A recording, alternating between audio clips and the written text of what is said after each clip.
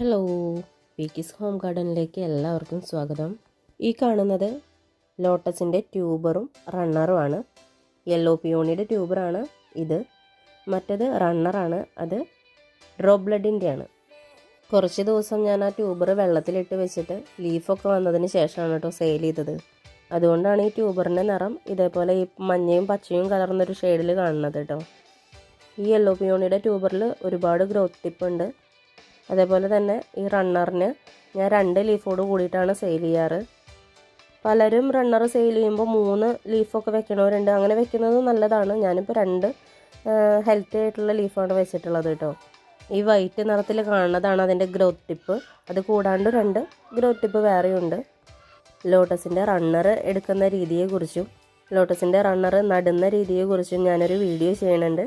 അധികം വൈകാതെ ഞാൻ വീഡിയോ ആയിട്ട് വരാം. അപ്പോൾ അതുവരെ ബൈ.